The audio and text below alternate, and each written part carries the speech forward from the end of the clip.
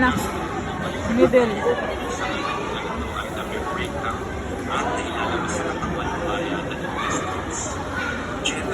Alisin mo yung dumi na. Alisin mo yung dumi ba? It's like a dragon. Sa mga lalaki, ang more than 50 mg per deciliter naman para sa mga babae. So ito yung type ng cholesterol na gusto mo ay mataas kasi puro cholesterol siya. Ang VLDL cholesterol ay isang pwede ng bad cholesterol. Ulitin mo yung number 6, anak.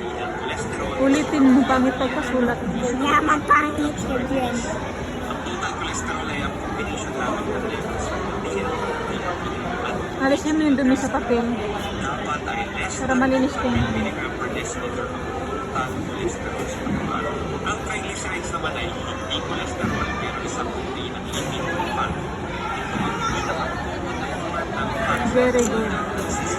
Energy source ng katawan lalo na sa mga panahon ng pagkain. No.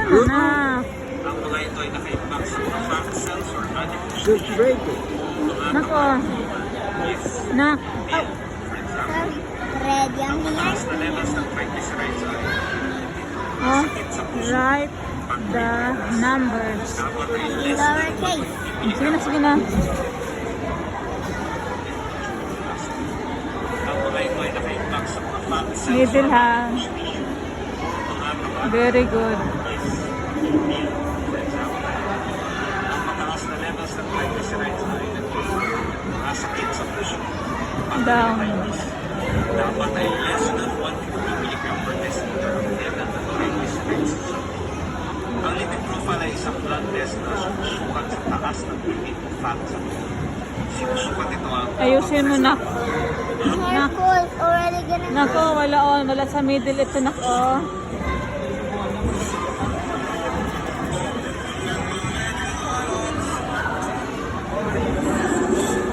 Alisin mo yung dumi sa papel para malinis tingnan.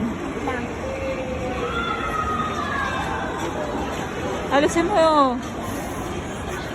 Use your hand, anak. Sige.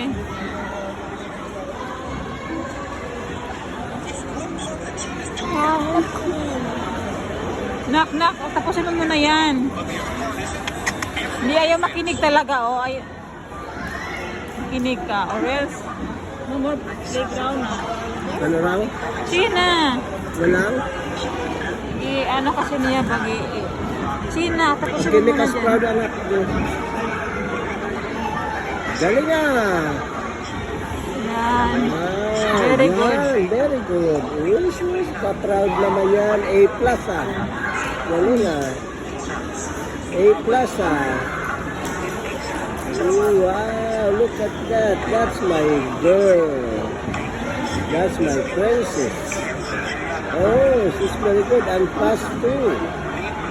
Oh, wow, look at that. Very good ah.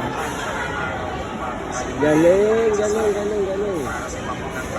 Wow, who's your mommy? Why you so good?